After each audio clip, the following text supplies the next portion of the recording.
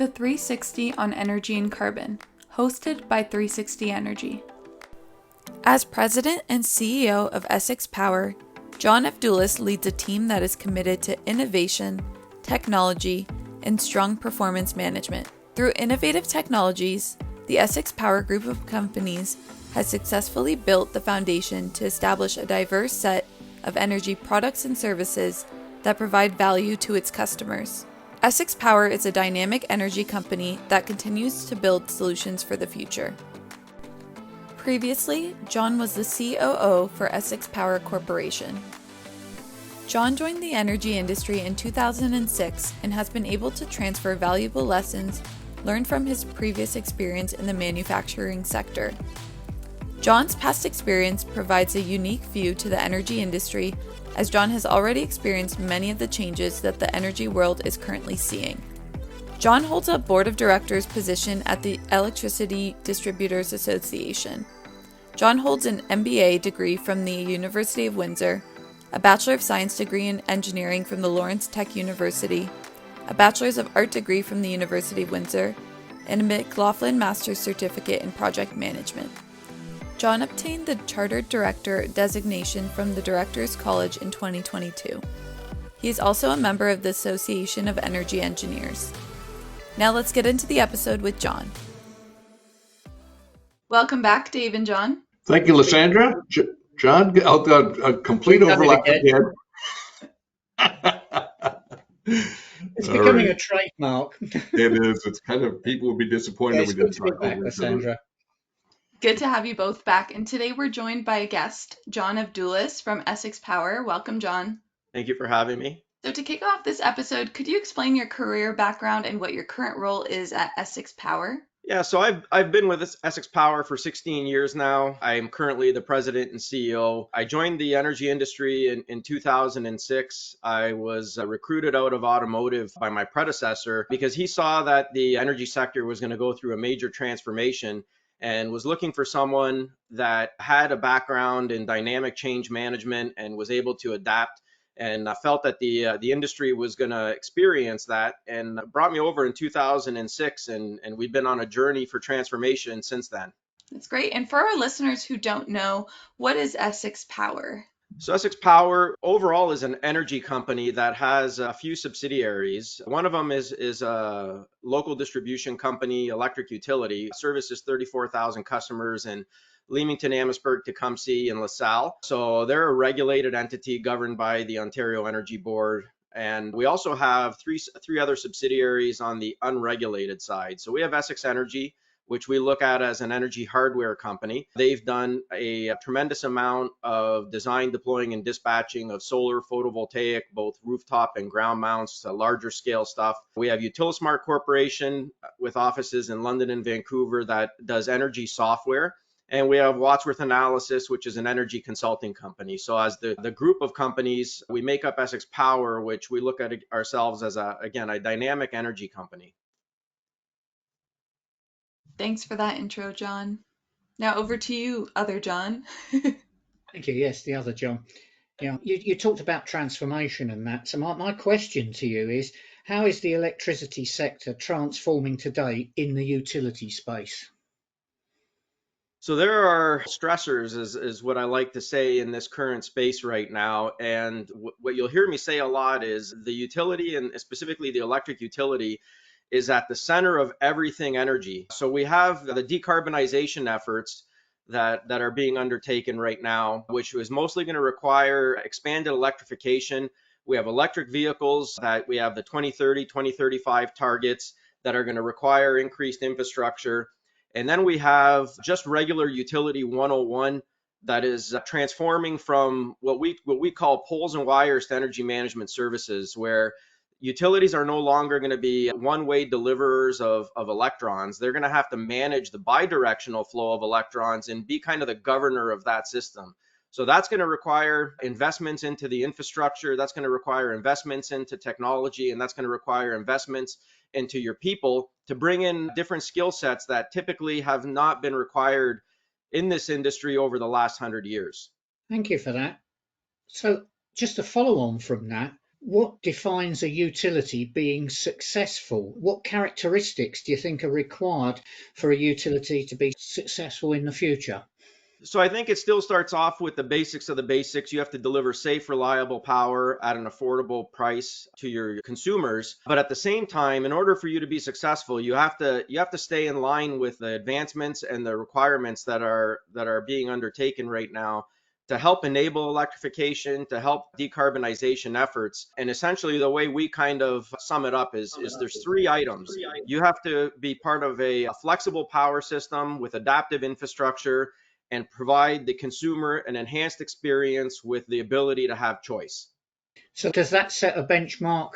Do you think people are going to have TripAdvisor for utilities, or how's it going to look in the future? Yeah, so one of the things that we definitely see is that we're going to have three different initially we're going to have three different levels of utility adoption. We're going to have the ones that are going to be first movers like Essex Power Lines, Electra, Lexicon, are to name a few. We're going to have the group in the middle that are waiting to see what the direction is going to be.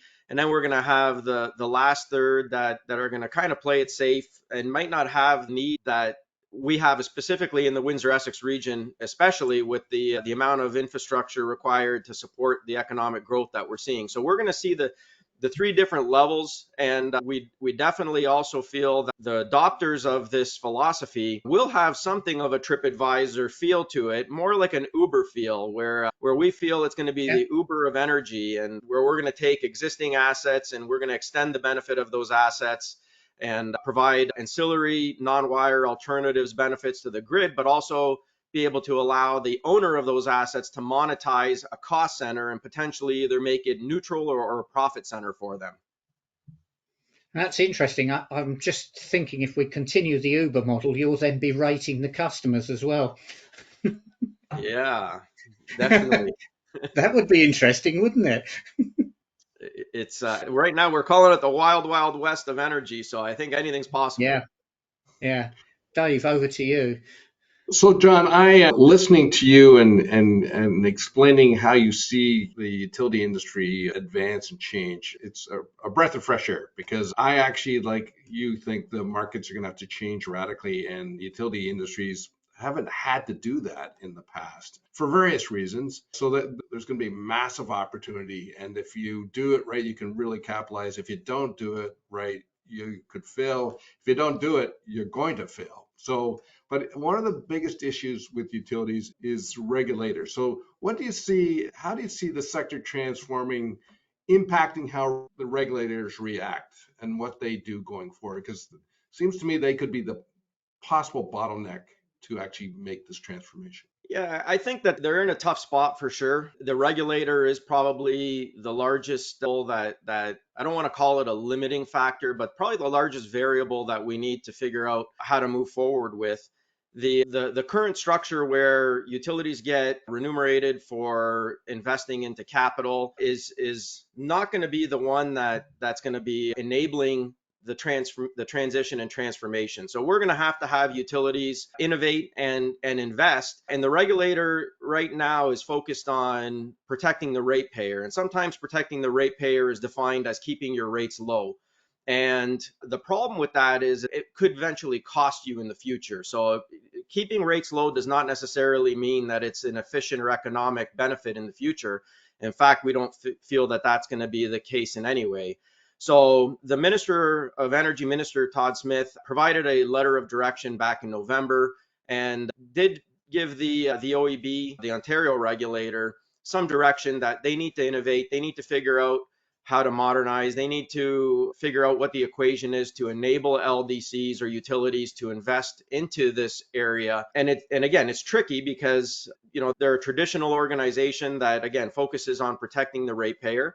And it's utilities like Essex Power Lines that, as they're adopting some of these transformation strategies, need to work with the OEB. So it's not a case of where we have to be in opposition to them and have a combative relationship. We should have a collaborative relationship where we're taking our lessons learned, where we're seeing what we need to do in the next 3, 5, 10 years and feeding that back to them and giving them maybe some guidance and roadmap and testing it out. and they have the OEB sandbox and for cases like this exactly. So we feel that it should be something that we work together with the OEB on how do we solve this problem right now, because it is significant and it is probably the largest variable that needs to be solved.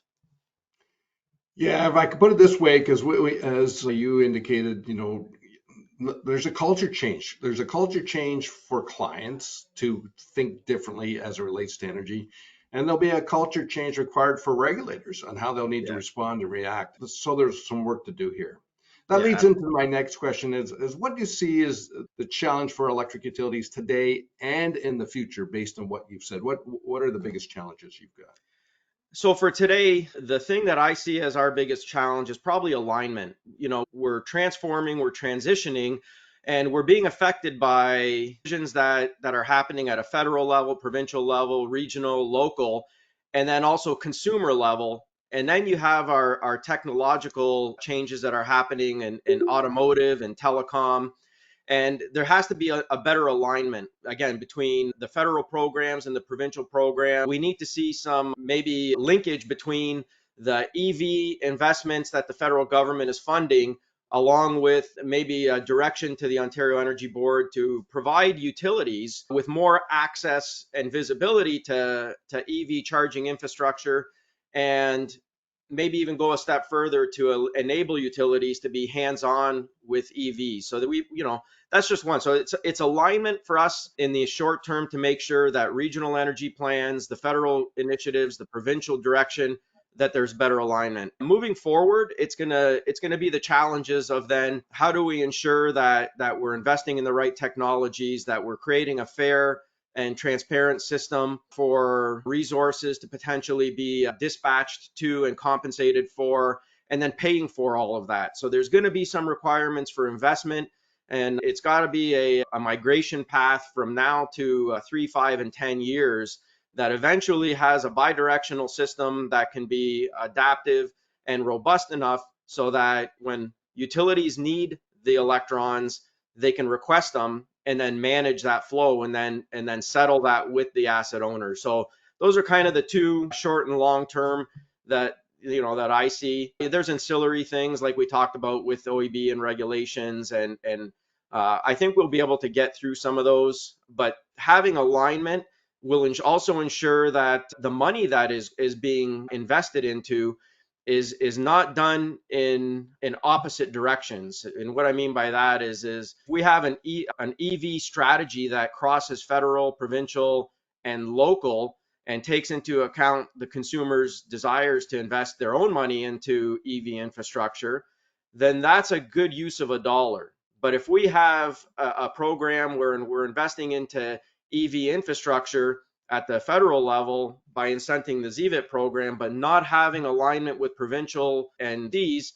then that could potentially be a recipe for disaster. I want to reinforce what you've said because we're actually involved with the University of Windsor of looking at electrification of heavy transport, and clearly from our view that everyone wants to get into this, but there isn't discussions going on between the federal, provincial, municipal. So trying to get the infrastructure in place, do it properly in a timely fashion, it does.